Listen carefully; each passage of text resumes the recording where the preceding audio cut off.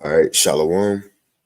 First and foremost, I want to give all praises, honor, and glory unto Yahweh, Bahashem, Yahweh Shai, Bahashem, Rachak Wadash, and double honors unto the apostles and elders of Great Millstone, and peace and blessings to all you Akim out there who pushing this word with all truth and sincerity, and as well as to all you believers out there who believe in the gospel. And it's the brother Kwara Abad from the GMS Houston camp. And I want to go into this lesson as you see from the title. It says, "Why would we give up now?" With question marks, right? Why would we give up now? We at the end, and the damage is done. Just finish. You see, just finish, man. And I was meditating on this not too long ago. As I'm getting my morning started. And the point is, look, man, we at the end. Although we understand Jacob's trouble is coming, persecution is coming to the Israelites, right? As Yahushua said, we could be brought before kings, rulers, and governors. You see, for a testimony against them, man. We know we gonna be put on the news to be demonized, right? Our families gonna be looking at us like we crazy, and your parents calling, asking questions, and all these things are about to be laid out, man, here in these latter times. Because before we get out of here as Israelites, before we get saved, this ministry got to be put on the forefront in the world. And it's because of Esau Edom, it's going to be shed in a bad light, right? But the point is, sin, we have to go through these things still. We got to still suffer. The point is, why will we give up now? We already at the end. We already at the end. And look, and what I mean by the damage is done, meaning if you already been doing this work, when Esau coming like a flood, you ain't gonna better say like Peter, when Yahushua was grabbed up and was taken to Pilate Palace. They told Peter, they said, Peter. No, they ain't call his name, but they said, you look like one of his followers. Talking about Yahushua followers. Peter said, no, ain't me. And they said it 3 times. Peter got mad, cursed him out, said, I don't know that man. Well, the point is, no, they already knew the damage of Peter being around Yahushua doing his work. It was already done. You see? So what's the point of turning back now, man? And look, 9 times it's gonna be worse because we ain't gonna better say, oh no, they ain't us. No, they go pull up the video. They gonna show a screenshot of us out down the highways and hedges. So even if you have an Israelite today, once Esau coming with great wrath, as he gonna do, especially against those who got this truth, he ain't gonna care if you say, I don't believe I'm an Israelite no more. He ain't gonna care if you say, well, I wasn't in this group. No, if you already been watching videos, liking videos, out there prophesying, you're on the red list. The damage is done. The point is, seeing we at the end, and there's no point in turning back. Man, just finish. Hey, shalom to the big bro Bakwasha. Yahweh Shemel Shah Brakatah. Shalom. Shalom to everybody who may be tuning in. Yahweh Shemel Shah Brakatham. But right, why would we give up now? We at the end and the damage is done, man. Just finish. Right? Matter of fact, let me get this Romans 12 real quick. This Romans 12 and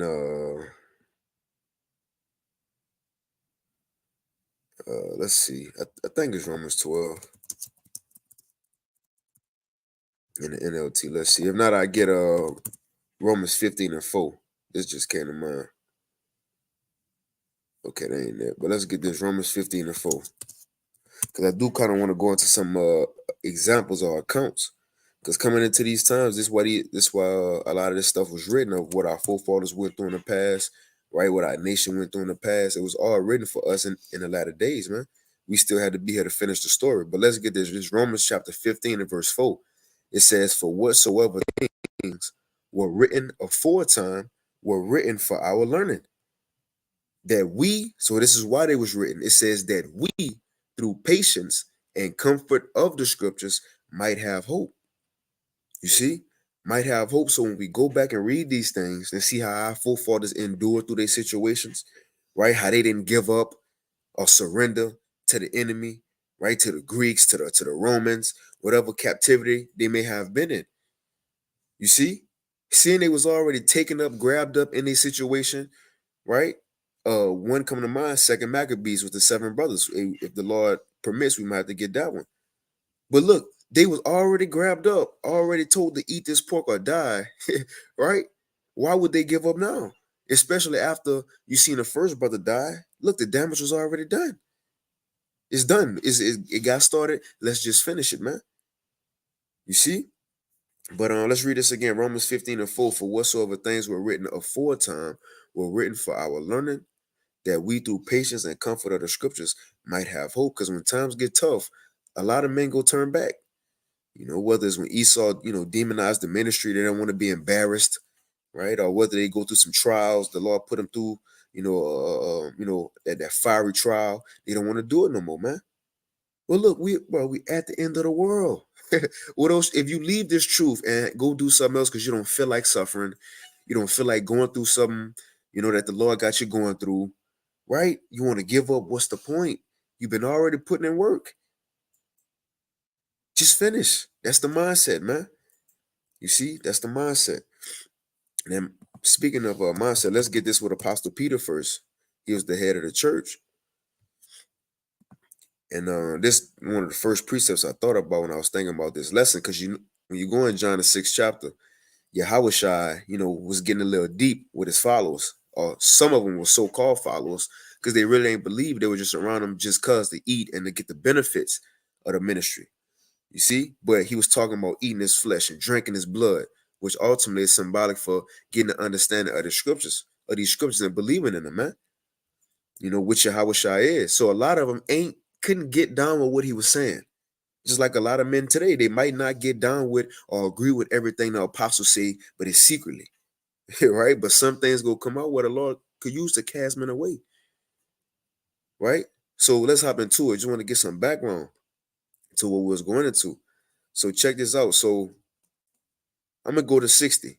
So John 6:60, it says, many therefore of his disciples, when they had heard this, said, heard what Yahushua saying, eat his flesh and drink his blood. Now, Jake, remember they knew the law, so they thinking it's cannibalism. So it says, they said, this is a hard saying, who can hear it? And when Yahushua knew in himself that his disciples murmured at it, he said unto them, do this offend you? What and if ye shall see the Son of Man ascend up where he was before? It is the spirit that quickeneth, the flesh profiteth nothing. The words that I speak unto you, they are spirit and they are life. So look, he was even telling them he was being spiritual. He said, but they couldn't get it. So it says, but there are some of you that believe not. But Yahushua knew from the beginning who they were that believed not and who should betray him. It says, and he said, therefore I say unto you that no man can come unto me except it were given unto him of my Father. Now check it out. Verse 66. And look, it's John 6:66.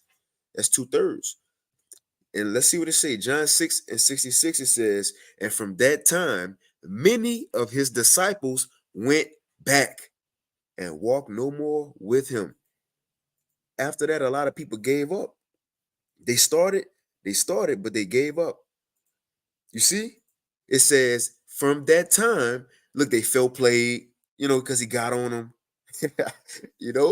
So from that time, many, not a few, many of his disciples went back and walked no more with him. Now, this is the point I want to highlight. Man, it says, verse 67, then said Yahushua to the 12. So look, everybody walked away. But then Yahushua looked back at the 12. It says, then said Yahushua to the 12, will ye also go away? Y'all gonna leave me too? Y'all gonna leave me too?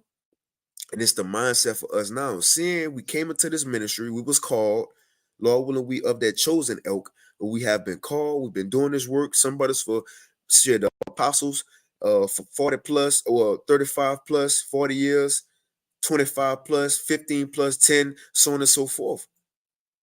The late night studying, early morning getting up, time we've been putting in charity and love we've been showing towards the brothers, so on and so forth. Seeing now we've been serving the Lord and we at the end of the world to where Jacob's trouble could very well begin this year and we could be out of here this year. Where we gonna go, man? Where else we gonna go? And that's what Peter about to say. So why would we give up now seeing we at the end? John 6 and 67. Then said Yahushua unto the 12, will ye also go away? Then Simon Peter answered him, which show, hey, look, that they wasn't moved by the pressure of everybody else. You know, they say peer pressure. They seen a lot of other people go, probably 70 plus people, I believe, walk away. And they wasn't moved by that because they was sure of what they believed in. Let Peter speak. Then Yahushua said unto the 12, we also go away. And Simon Peter answered him, Lord, to whom shall we go? Thou hast the words of eternal life, and we believe and are sure that thou art a Mashiach, the Son of the living power. So Peter said, Lord, where else we gonna go? What you think this is? You got the words of eternal life. You got what we need to hear to get out of here. And we believe and are sure, not just believe, we sure about this, man. That you the Son of the Most High. The same thing for us. We should be sure about what we have been taught. We should be sure about the prophecies, so much so that it shouldn't move us. A trial we may be going through shouldn't lack in our hope that you're going to get a new body one day, right? Shouldn't take our faith away that when missiles falling, we got the hope of being beamed up. You see? So on and so forth, man. Again, and the point is, even when Esau come down with great wrath, when persecution arise, like it said in the parable of the sower seed, when persecution arise, some people go turn back. Not even that. Not even that. I'm gonna get some examples too. I see the brother Bakwasha got a precept. The Sirach 2 and 10. It says, "Look at the generations of old and see." And I like to make this point: how we look at the generations of old. Nobody up in here got a timeline, man. We don't have not a timeline. What is called a time machine where we can go back in time and see how it was. Literally looking at the generations of old. You know what it is? Steve Urkel, when we got in the time machine, he came out as Stefan. We ain't got that. So how we look at the generations of old? We read. A Revelation 1 and 3 said, "Blessed is he that readeth." That's how we look at the generations of old. Go back and read them, man. That's why it's written. So it says, look at the generations of old and see, did ever any trust in the Lord, Yahweh, by Hashem Yahushai, and was confounded? It's a question mark. It says, or did any abide in his fear and was forsaken? That's a question mark. Or whom did he ever despise that called upon him? That's a question mark. Let's get the answer. This is Second Maccabees 1. Let's get that real quick. Second Maccabees, or is it? No, Second Maccabees. Is it Second Maccabees 2? First, Salaki. Hold on, let me see. Oh, it's First Maccabees 2. Salaki. So it says, whoever called on the Lord and was confounded or, believed in the Lord and wasn't helped out, roughly paraphrasing, what is the answer? It's First Maccabees chapter 2 and verse 61. It says, and thus consider ye throughout all ages, because in the brother Bakwasha posted what? Look at the generations of old. That's the ages. And see, did ever any trust in the Lord and was confounded, or did any abide in his fear and was forsaken, or whom did he ever despise that called upon him? What is the answer? First Maccabees 2 and 61. And thus consider ye throughout all ages that none that put their trust in him shall be overcome, man. So look, again, we already here at the end. Like Paul said in Hebrews 8. And Lord willing, that's the mindset going into these things, because it's easy to talk now. It's easy to talk now, but we want to actually be the ones who not just talking about it. We want to be about it, man. Like Yahushua, like our forefathers of old, like some of these people we read about. You see?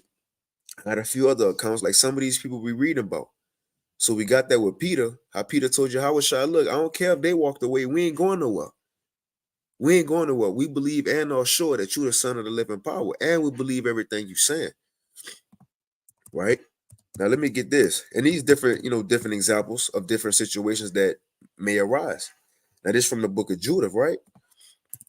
Now, in the book of Judith, I know brothers out there, sisters out there read it. Now you had the Syrian army come in, he sent Nebuchadnezzar sent Holofernes, right, to go take down or get the nations over there in Israel, and at the time to bow down. right? And Sidon, so on and so forth, to get them to bow down to Nebuchadnezzar rule. So when it came down to Bethulia, where Judah and the Israelites was, they wasn't with it. They weren't trying to bow down. You see, they weren't trying to bow down. So you had Holofernes, Nebuchadnezzar general. He cut off the water supply to the city, right? In other words, he besieged it. Just like in 70 AD, he besieged it. And so Jake was up there starving, man. Famine was about to kick in. They was getting hungry, thirsty, so on and so forth. So you had these elders of the city pretty much say, look, in 5 days, in 5 days of God, right? Because you can't say Yahweh for that. You can't get a timeline to the Most High Yahweh, man, right? So they said in 5 days, if the Lord don't come help us, then we'll go give ourselves up as slaves. So they already lost the battle. That's the part of the lesson. They was willing to give up. They was willing to surrender, man. They was willing to give up and surrender. Khan, Shalom, Yahweh Shema Shabrakatah, Habatah. Khan, Shalom, Daniela, and all y'all brothers on the comment board. Khan, brother Malak Bernardino, he said, Shalom, Lord willing, this shit will be over with soon. This is effing suffering. This effing suffering, depressing. Yeah, bro. This shit trash. It's played out. You see, so going back to this, they said, look, in 5 days, if the Lord don't help us, we'll just give up and all us Israelites would be slaves. So Judah had to go to him and kind of check him a little bit, man. So let me jump down. This is the point I want. Again, going into it, we already at the end. The damage done. People know we Israelites. We've been doing the work. We've been seen on videos. We already been suffering. You already went through certain trials. Why give up and go back into the world and all these spiritual treasures you done stored up in the heaven, you just go to waste. Come on, man. So let's read this. Man, I kind of want to start up. I'm going to start up. Now, the point in 23. The point in 23. I might change the title to surrendering. Because this the mindset. Look, seeing our enemies know what's up already, even if they come after us, what's the point in giving up? Right? It's Jude of 9. Hey, hold on real quick, Salaki. Baba Kashama, put it on hold real quick.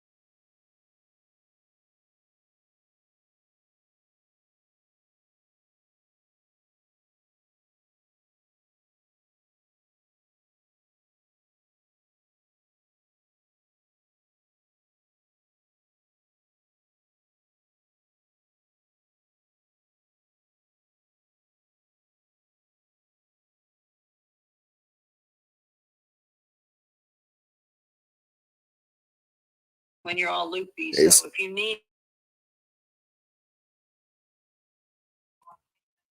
It's a lot, guy. I'll be right back. Hold on.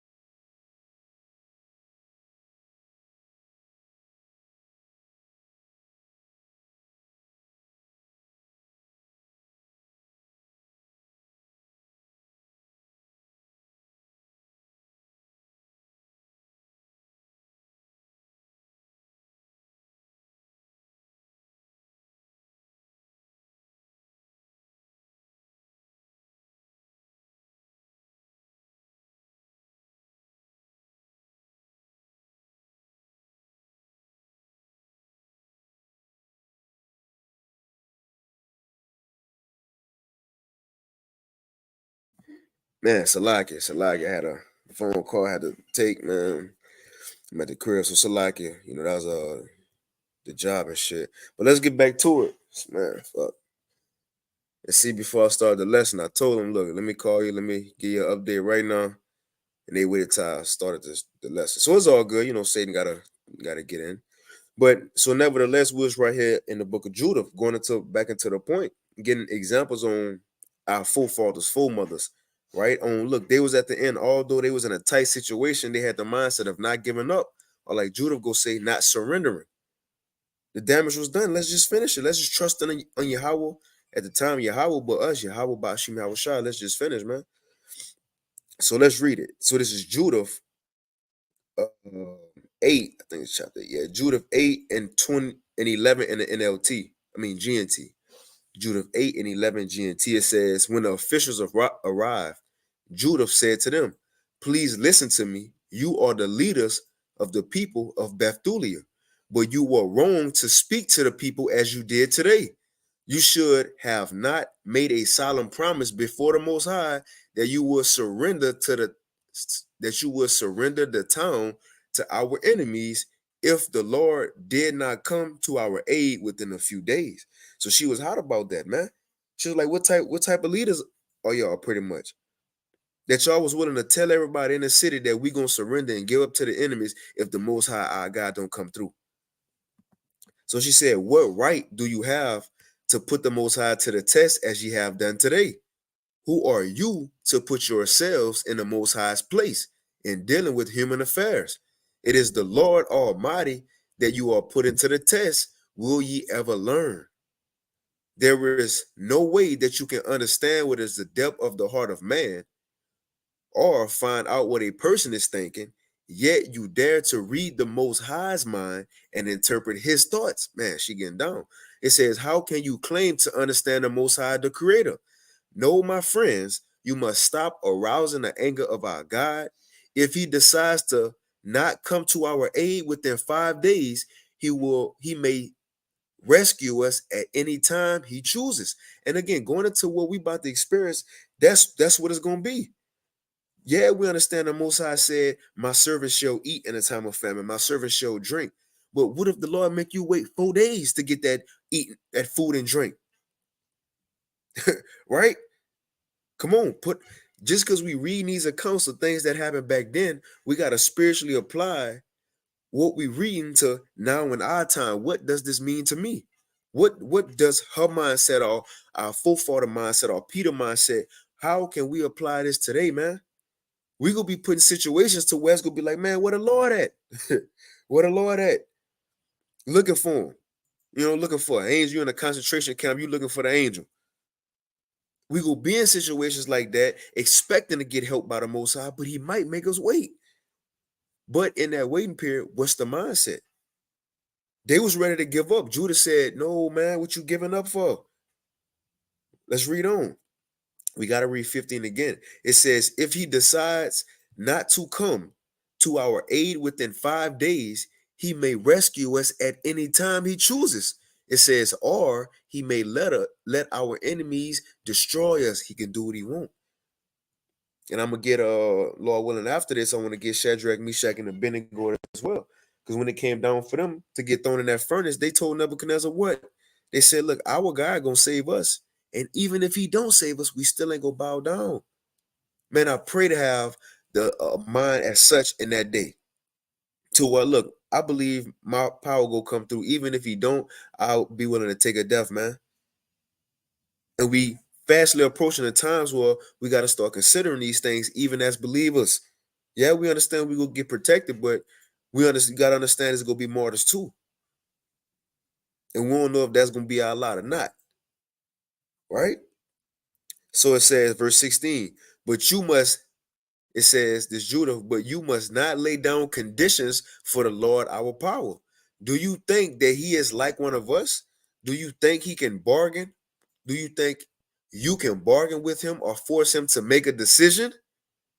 It says no. Instead, we should ask the Most High for his help and wait patiently for him to rescue us. You see that? You got people who know about the truth in Jacob's trouble when times get hard, be looking for food. It's going to be 3-4 days. They're going to give up, get a Most High timeline. They're going to walk to the FEMA camp. You're going to see them in the FEMA line, the Red Cross line, getting the sea help to get a MRE pack or whatever they call them. You see? Getting one of them. They gave up. No, look, we already at the end. We've been doing this work. And I'm speaking as if the mindset if we in Jacob's trouble now. What's going to be the point that want to get a sea help? We're going to have to remember what the Lord said. If anybody get that, man, you know what's the mindset? I'm going to get this real quick. Our forefather Moses. We already going to be at the end. Jacob's trouble then kicked off, right? We already did the work. What's the point of you made it all the way to the end just to say, you know what, this is too hard. Let me go get a sea help. Man, then look, you can get that, and the next day Yahweh Shai can come. You can get that the next day that's gonna be the day of the Lord. You got it. Just like in 2 Kings, the 6th chapter, the woman ate her child with another woman, and the next day, Elisha told him food was gonna be here, and guess what? Food was there, but she ate. If she would have waited a day, she would have had her child, and they would have ate together. Come on, man. But check this out. What our forefather Moses. I'm gonna go back to that Judah. So this is Hebrews 11:24. It says, by faith, Moses, when he was come to years, refused to be called the son of Pharaoh's daughter. So just like us, Moses was likened unto an Egyptian. We grew up as Egyptians, right? But we don't want to be a part of this. Moses didn't want to be a part of that. He didn't care if he was raised up into riches and a status. He didn't care. It says, choosing rather to suffer affliction with the people of the Most High than to enjoy the pleasures of sin for a season. He rather suffer than to be in Egypt enjoying something that was going to be destroyed anyway. He rather suffer with the people of the Most High than to just get by for a short time doing some BS, or got to get an MOTB just to buy and sell for a short time that this place have anyway, man. But it says, esteeming the reproach of Mashiach greater riches than the treasures in Egypt, for he had respect unto the recompense of the reward. Because remember, Moses seen everything, the beginning, the middle, and the end. He's seen everything, man. And he realized that what Yahweh Shai had to offer us in the end, and we coming into that time now, was far greater than what Egypt could give him. So he didn't want to, look, man, he didn't care for Egypt. He gave up on that, and he took hold of what the Lord had promised, man. And it says, by faith he forsook Egypt, not fearing the wrath of the king, for he endured as seeing him who is invisible, man. Right? So he was willing to suffer. He was willing to go through that suffering, whatever the Lord had to put him through, and he didn't care for the pleasures. The point was the pleasures of sin for a season. All this place got to offer is us getting by for a short time. It's not worth it, man. It's not worth it. So let's go back to this. Judah 8:17, it says, no, instead, we should ask the Most High for his help and wait patiently for him to rescue us. If he want to, he will answer our cry for help. I'm going to jump down. It says, verse 21. It says, if our town is taken by the enemy, the entire region of Judah will fall, and our temple in Jerusalem will be looted. And the Most High will make us pay with our lives for allowing the temple to be defiled. He will hold us responsible for the slaughter and captivity of our people and for the destruction of the land we have inherited. We will be despised and mocked by the people in those nations to whom we will be taken captive as slaves. So in saying all that, it says, verse 23, we are not going to win the favor of our enemies by surrendering to them now. If you give up now, that ain't gonna mean nothing. If somebody want to give up now, you surrendering. Esau still, look, just like the brothers in Maccabees. If one of the brothers would have said, you know what, Antiochus, I'm gonna eat the pork, he probably would have ate the pork and still got put to death just cause. Now you went off according to the Most High, you defied yourself, and you still got put to death. Even if he didn't get put to death, what's the point of eating when you watch your brothers get put to death, man? Come on. Seeing these nations have nothing that's gonna benefit us, never did, especially in these latter times. It ain't no point in trimming our ways, like it said in the scriptures, to seek love from them, giving up to help Esau out, to be a spy, right? To get to see him, to be a false prophet. You ain't gonna win no favor, man. I don't care if you're in another camp and you an agent. Bro, when all hell break loose, nobody will be spared. Remember, it says sparing none. These troops gonna move in sparing none. It ain't gonna care what camp you in. While I wasn't on the highways and hedges, I wasn't making videos. I was just watching them. Well, you was watching them. Sparing none. So the point is, why should we want to give up? Or not even now, even then. Have the mindset of not giving up. You already at the end of the world. The damage is done by you doing the work. You've been seen doing the work.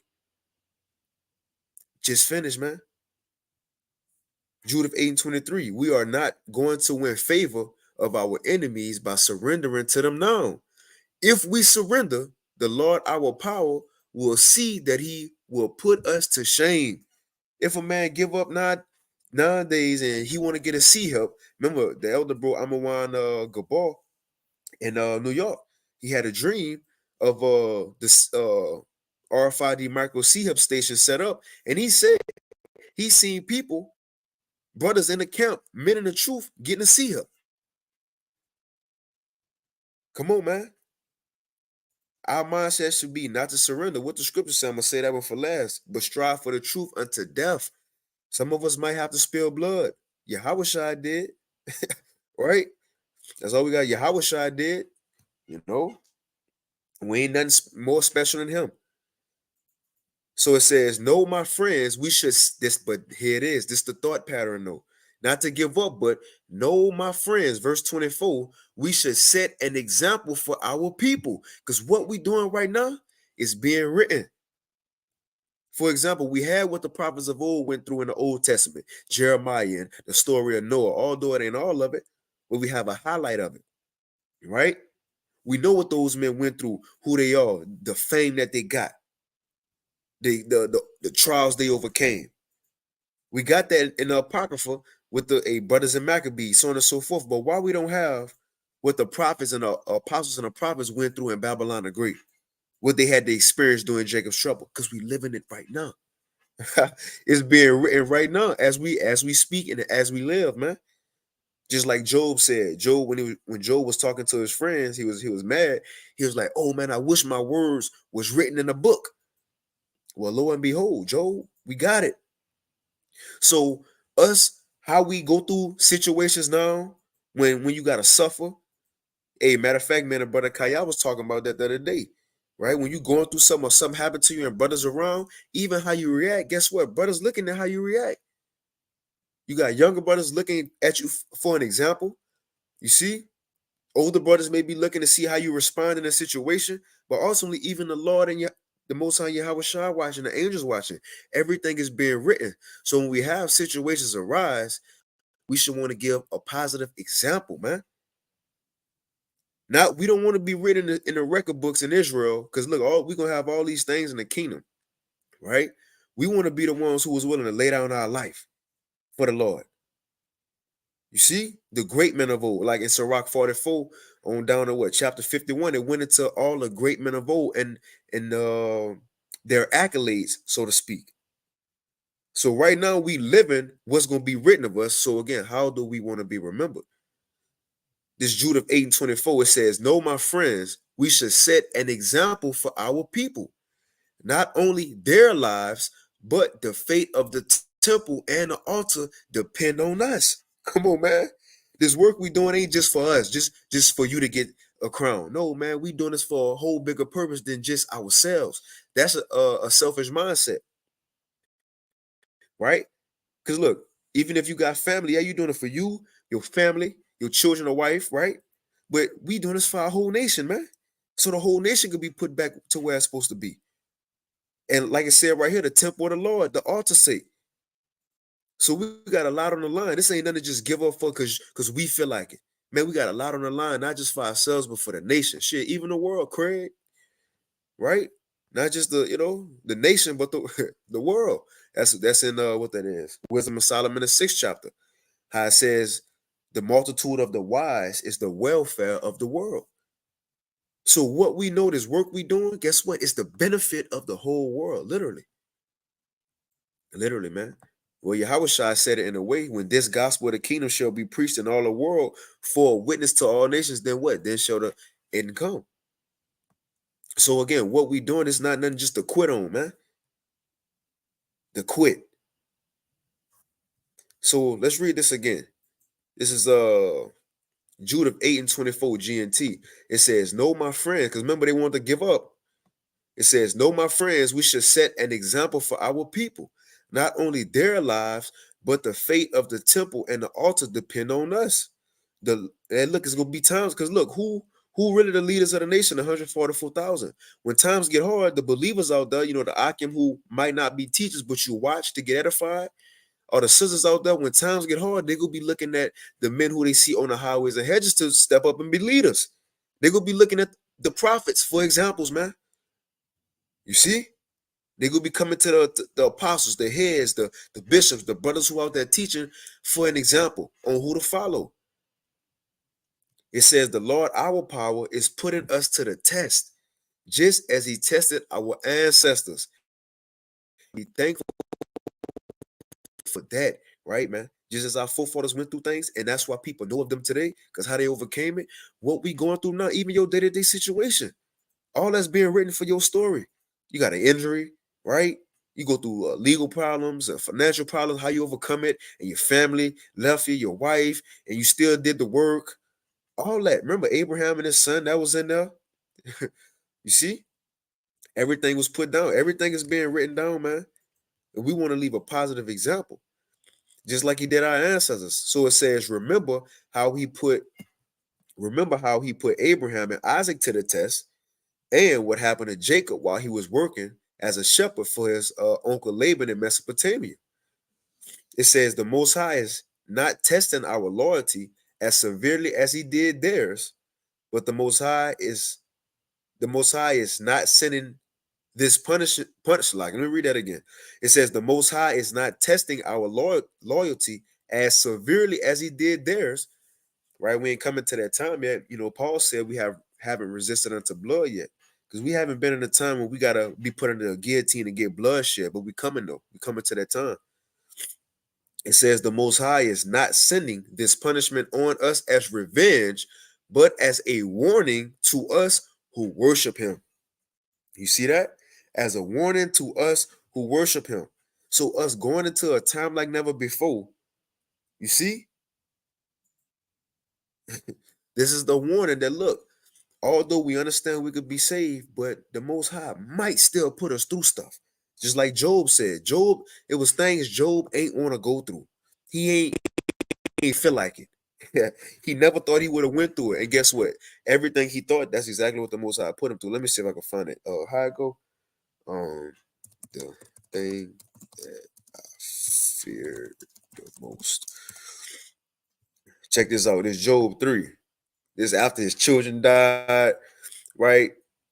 Everything was taken from him. So if he's saying this, that means he had to think about this before. Because Job was the man, yeah, I'm sure he loved his possessions. You feel me? He was righteous with him. I mean, he was a nigger with it, right? But I'm sure he had to think before, man, what if I lose all this? Because look, he about to say this. After everything was taken away, if he said this, that means he thought of it before. So he had to think before, man, what if I lose all this? And he had to think before, what if my children die? Because remember, it said that Job offered sacrifices daily for his children in case they did wickedness. So he had to think, if I don't do this sacrifice, what if my children get put to death? So everything Job went through, he considered it before. And when it happened to him, this is what he said.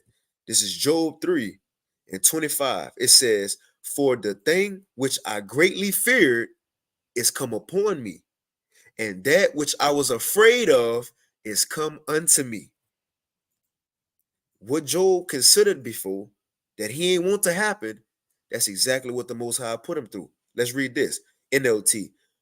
Job 3:25 NLT, it says, what I always feared has happened to me. And what I dreaded has come true. So again, just because we serving the Lord don't mean he ain't gonna put us through stuff. And that's why I said in Peter, when we go through that fiery trial, thinking not strange, as in, Lord, why us? How could you do this? No, man, that's not the mindset. Right? Let's get this real quick. And I'm just getting accounts, I'm just getting accounts. This is our forefather Eleazar. Right? Now this in Maccabees as well. This in Now this in the book of Maccabees. Now this, at the time, Antiochus was forcing the Israelites to eat pork. Now you had this elder man named Eleazar. Now this more so going into the point that, look, bro, we already been doing the work. We made it this far. I might change the title. What did it say? We at the end. I might change it and say we made it this far. Right? Let's see if I can change it now.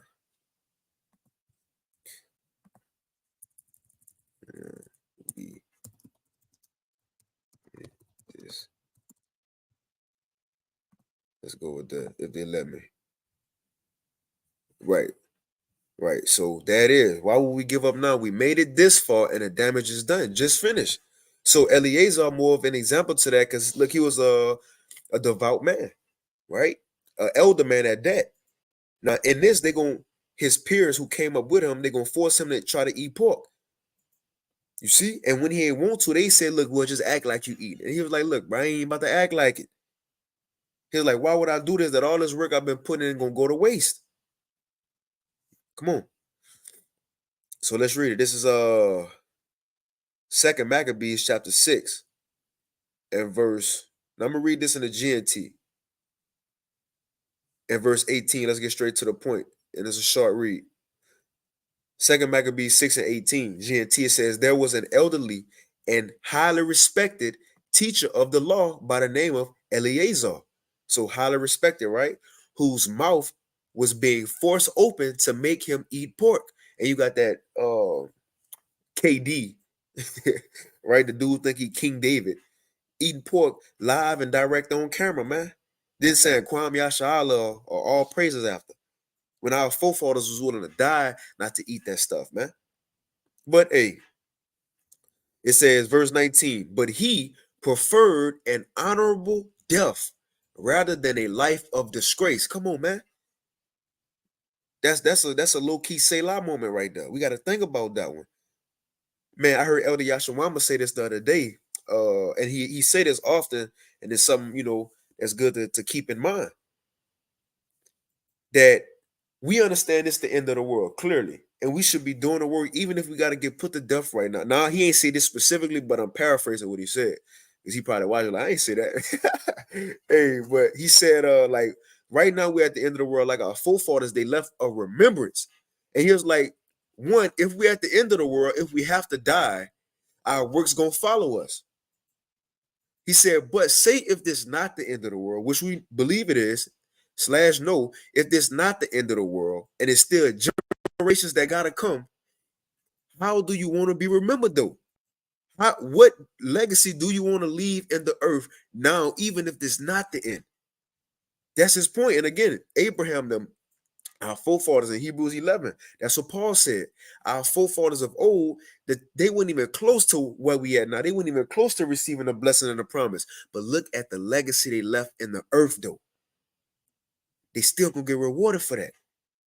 That's the point, man. You see?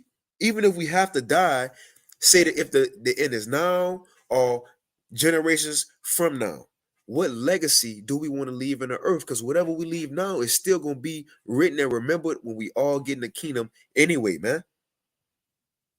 Come on. So let's read this. This man wanted an honorable death rather than to live a life of disgrace. That's kind of the same mindset that Moses had that we got earlier.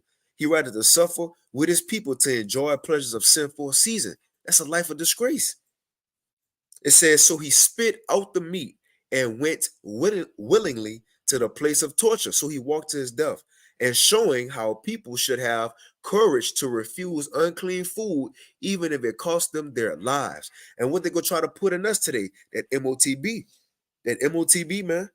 It might be people who unbelievers, and you got prophets and believers in the line, the guillotine line, to get their head chopped off, and how they so ready to get under the guillotine, that might strike faith, and strengthen a random person in the line, and they start believing, man.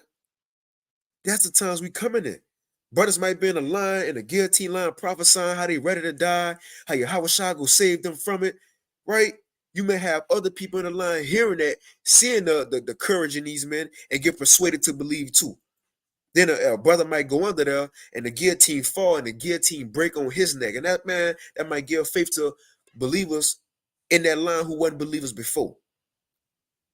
That's the time we living in, man. The Lord gonna come through. It ain't like we just gonna be dying and, be tortured like that. The Lord gonna come through, man. And it says, verse 21, those in charge of the sacrifice had been friends of Eleazar for a long time. And because of this friendship, they told him privately to bring meat that was lawful for him to eat. So they pull him to the side. They say, hey, Eleazar, we boys, you are bro. So just go get some lawful meat to eat and just act like it. Look, and only to pretend that it's pork. They said just act like it's pork. We'll get some chicken or some turkey, some lamb. It says he need only to pretend to eat the pork, they said. And in this way, he would not be put to death. So look, they was trying to help him. That's like the time's hard and your mother call you. Hey son. Hey son, yeah, the police here say they looking for you. Yeah, they ain't gonna do nothing. Just come on over, just surrender. just give up. Right? They just want to ask you questions about what you're teaching. You see? Right? Or just get the chip, right? It ain't gonna hurt you. You want to eat, right? Right. You're gonna have family members trying to get in your ear like they tried to get in this man's ear. Come on, man. And that's been a lesson I wanted to do. I did one like a couple years ago, but it's on my spirit to do it again because those times on how we shouldn't be persuaded by peer pressure, man. Because there's different accounts in the scriptures that men went off, and going off led them to get put to death or something taken from them because of peer pressure. Come on, man. So continuing on, so after they told him just eat the pork, lawful food, and act like it's pork, verse 23 it says, but Eleazar, Salaki, it says, but Eleazar made a decision worthy of his gray hair and advanced age. So he showed wisdom in this situation, or should I say he applied it. It says, all his life he lived in perfect obedience to the Most High's holy laws. So he replied, kill me here and now. Such deception is not worthy of a man my years. Now check this out. Many young people would think that I had denied my faith after I was 90 years old. If I pretend to eat this meat just to live a little while longer, it will bring shame and disgrace on me and lead many young people astray. This man said, they said, look, Eleazar, just get some lawful meat and act like you eating pork. He said, man, I wish I would. He said, I wish I would. All my life, I've been following the Most High, keeping these laws. Why would I fake this now and stain my reputation and my status with my power? And then these younger men out here who watching me, they gonna see it and think I went off in the end, and that might persuade them to go off because they following me, man. What y'all talking about? That's the same mindset we gotta have today. Did not Judah just say we gotta be the examples for the temple, for the altar's sake, for the nation's sake? We ain't at the time to give up. Think of the apostle to Paul. After all this time, this work he put in, he just say, you know what, y'all, I'm gonna step back. I'm gonna retire. Come on, man. That might put in other men's minds. Well, I've been pushing it for a long time too. I'm gonna retire, right? Or he go off and say, you know what, we can start eating pork since this is the situation. We can start eating pork. Oh, you know what? Well, for the times we're in, it's okay to take the MOTB. It's all good. No, man. No, even if it's unto death, we shouldn't want to stain our relationship with the Lord, right? Or we shouldn't want to persuade others to go off either, man. And then you will be in the kingdom, that's gonna be your legacy that you went off because you were scared of Esau, because you were scared of the white man, because he was gonna kill you. Come on, man. Come on. Yahweh Shai, look, if we believe in Yahweh Shai, bro, although I don't know what being put to death feel like, in this life. I don't know what happened in my last lives, but we believe in Yahweh Shai. So the point is, even if we die, I'm gonna get the scriptures in Hebrews, the fear of death. Even if we have to die, the mindset is it should be okay. Because one, we going straight to the person we serving anyway. And we know we still gonna be rewarded. And we know it's a chance we might not even feel it. But this was Yahweh Shai took away from us once he came and conquered it himself. This is Hebrews 2:15. I'm gonna read the NLT. So yeah, we know death could hurt, but it ain't nothing we have to fear though. That's why Yahweh Shai said, fear not man who could just kill the body. Fear the Most High, man, who could do something to your body and your spirit. But this Hebrews 2:14, it says, in the NLT, because the Most High's children are human beings made of flesh and blood. The Son also, talking about Yahweh Shai, the Son also became flesh and blood. For only as human beings could he die, right? If he was an angel and came into the earth, he couldn't die. So he had to come as a person, which cut the virgin birth thing, man. It says, and only by dying could he break the power of the devil who had the power of death. That is the point I wanted. So seeing Yahweh Shai conquer death, verse 15 says, only in this way could he set free all who had lived their lives as slaves to the fear of dying. That's what Yahweh Shai, he ridded us from, man. These people in the world were about, oh my God, what's going to happen when I die, the afterlife, and heaven or hell. Man, we confident in that. We going straight to the one we've been serving, man. And it look like Paul, Paul had the mindset too. He said, shit, I seen what's up there. I'd rather die than stay alive anyway. You know? But just going back to this, I won't get too far off topic, and I'm gonna wind it down here in a few. But Eleazar, the elder man, going into the topic, saying, look, we already not made it to the end, but we at the end, man. Ain't no point in giving up now, saying we ain't got that long left anyway. And that's what he knew. He ain't had that long left to live. Why give up now? Why give up now and get other people to go off too by our decisions? So let's go back. This is Jude 8:25. It says, if I pretend to eat this meat just a little while longer, it will bring shame and disgrace on me and lead many young people astray. For the present, I may be able to escape what you could do to me, but whether I live or die, I cannot escape the almighty power. That's kind of what Yahweh Shai said. So Eleazar saying, look, I'm not fearing man. I don't fear man. I rather fear the Most High. Because he said, if I eat this pork, yeah, I can escape what y'all can do by putting me to death. But then if I do that, I eat this pork, yeah, I can escape y'all put me to death. But now I got to deal with the Most High. He might do something worse to me. But if I not do what y'all want me to do, y'all might put me to death, but it's okay because I die under respecting my power, man. And he could easily bring a man back. So this how, Lord willing, we think this way going into it. Even if we got to get put to death or torture for the MOTB or for the word's sake, it's better to let Esau do it than letting the Most High do it. Because at least the Most High could stop us from feeling what Esau doing, or could not have us die. It could give us power at the time, right? Could have us die and raise us right back up. Come on, man. The Most High can save us from people. People can't save us from the Lord.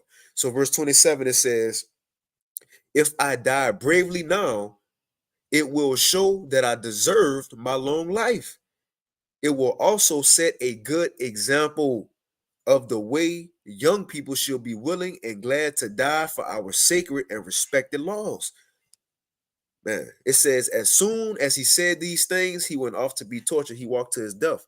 And the very people who had treated him kindly a few minutes before now turned against him, because they thought that he had spoken like a madman. They felt play because they was condemned. Because look, pork already in their body, right? They felt condemned. It says, and when they had beaten him almost to the point of death, he groaned and said, now check this out. He groaned and said, the Lord possesses all holy things.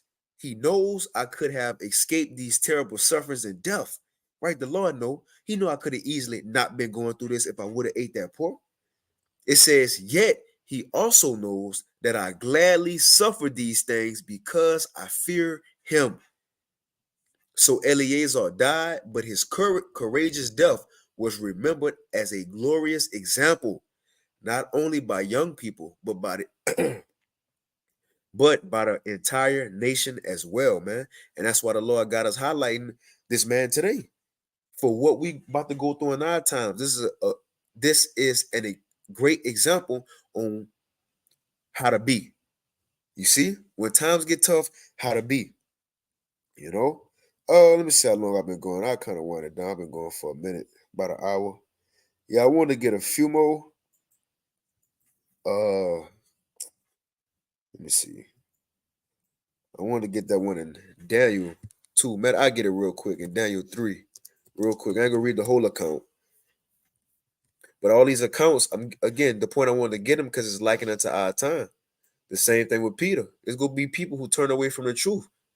But Peter said, Lord, we ain't going nowhere. We know this is the truth. We know you got it. We know this it. Where else we going to go?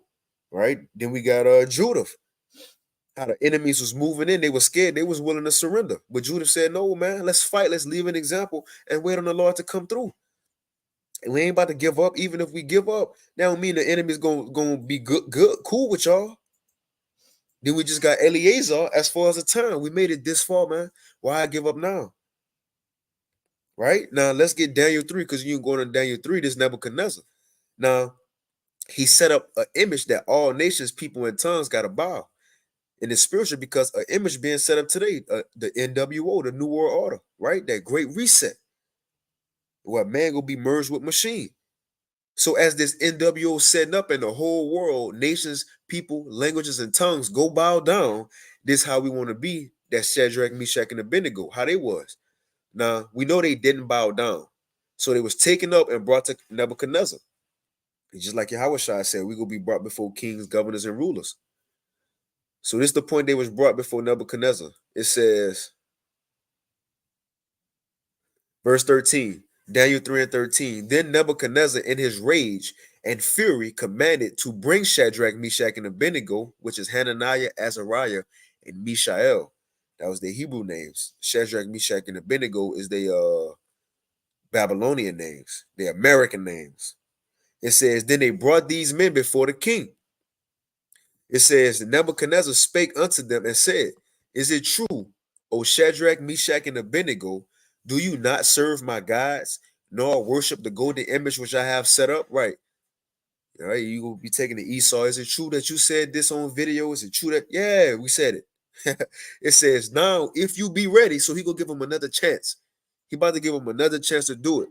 He says, so now, if you be ready, that at what time you hear the sound of the cornet, the flute, the harp, the sackbut, the psaltery, and the dulcimer, and all kinds of music, ye fall down and worship the image which I have set up. It says, well, but if ye worship not, ye shall be cast the same hour. So this day hour of temptation. It says, ye shall be cast the same hour into the midst of a burning fiery furnace. And who is that God that shall deliver you out of my hands? Now that'll make a man give up, right? A man wouldn't want to look, because you're looking at the furnace. And remember, Nebuchadnezzar said, make it 7 times hotter than it ever been. Completely hotter than it ever been. You know? And look, it seems simple. All you got to do is get on your knees, bow down to the statue, right? That's what people think. That's what the people in the world think. Well, all we got to do is get the C-hip in us, right? All we got to do is say we conform to the NWO. No, man. We know it's bigger than that, though. It's bigger than that. Because we know our power is involved. We're not about to bow down to another God, man, conform to what these heathens in this world want and get us to go off from what our power said, man. Especially that we know salvation is close. Think about that. If a man give, man, Lord willing, man, we are that number. How about Shema Shah? I pray that he keep us, man. But think about it. You gonna have people giving up in the end, man. That's some scary shit. In the end. Days away probably from Yahushua coming, weeks away probably from Yahushua coming, man. So it says, so he said, who is that God that's going to deliver y'all? It says, Shadrach, Meshach, and Abednego answered and said to the king, O Nebuchadnezzar, we are not careful to answer you in this matter. In other words, he said, Nebuchadnezzar, we really ain't got to give you no answer. We really ain't got to respond to you. But it says, if it be so, our God, whom we serve, is able to deliver us from the burning fiery furnace, and he will deliver us out of thy hand, O king. So they told him, our God Yahweh, the one we serve, he could easily deliver us from this furnace. But this is the point I want to highlight. They said, but, verse 18, but if not, so even if he don't deliver us, but if not, be it known unto thee, O king, that we will not serve thy gods, nor worship the golden image which thou hast set up. So they said, our God Yahweh gonna save us, man. He gonna save us from this fiery furnace. But even if he don't, we still ain't gonna bow down. We still ain't gonna worship the image you set up. Come on, man. Talk about the mindset going into this thing. These men rooted and grounded in their faith. And look, we know the story. Nebuchadnezzar still put him in there, and Yahweh came through from him, for him, right? Came through for him. And when you go into the Apocrypha, it goes into the songs of the three holy children. It goes into what was going on while they was inside the furnace, right? They was putting up prayers, praying to the Lord while they was in there. And it said that the fire was like a cool whistling wind, like a mist to them, man. Come on. You see? Anything is possible, man. All we got to do is believe in the Lord, be willing to go through it, like he told Abraham. When he told Abraham, go sacrifice Isaac. Abraham ain't complain. He ain't say, why me, Lord? Why Isaac and not Ishmael? Right? Why Isaac and not my servant that, he wanted the blessing to go through first? He ain't asked why. He just went do it. And when it came down to the point when he had the knife in the air, the Lord said, hey, don't do it, Abraham. He said, because now I know that you fear me. Now I know that you believe in me. Now because you was willing to go through it and the Lord came through for him. So if the Lord give us a test and we willing to go through it, the Most High go and Yahweh Shah go had a mindset, okay, so now I know you really down for me then they go come through, man. Well, let's read in the scripture now in the Sirach 4:28. The Sirach 4:28. And again, we coming into that time, like, again, man, that brother Kaya was talking, the brother in New Orleans. And before we went into battle, our forefathers, the leader of the army, he gave us pep talks, man. Or you have a brother out the crowd or a man step up and give a pep talk to everybody else. So still we come into a time that's going to be hard for the believers because we going to be demonized, right? No matter if you a prophet, man believer, or woman believer, or child, we all about to be out there, man. So since we coming into this time, we all need this pep talk motivation to go into it, man. So this is Sirach 4:28. It says, strive for the truth unto death. Even if we gotta die, even if we got to go through something like we read with Job earlier, that we may not expect the Most High for him to put us through, or may not want to go through or feel like going through it, even unto death. It says, strive for the truth unto death. And what? And the Lord, Yahweh Bahashim Yahweh Shai, shall fight for thee, man. Keep going. Again, what the title say? Why will we give up now? We made it this far and the damage is done. Just finish, man. You see? Just finish. And Yahweh Bahashim Yahweh Shai Ratazah, he allow us to. But I end it right there. And Shalom to Allah Akim, Akwat on the comment, boy, Yahweh Bahashim Yahweh Shai, Barakatham. Brother Kabal, he said it's like that in sports. A man go talk shit and get in your head to lose your confidence, right? Right, man. But we got to know what we believe in. Hey, matter of fact, I'm going to get this. This is a good one to end it off. Romans 8. Romans 8. It's a good one to end it off, man. Let me see what that brother got. The bro in his likeness, Proverbs 22:1. It says, a good name is rather to be chosen than great riches, and love and favor rather than silver and gold. A good name, man. Again, we leaving a name right here, right now.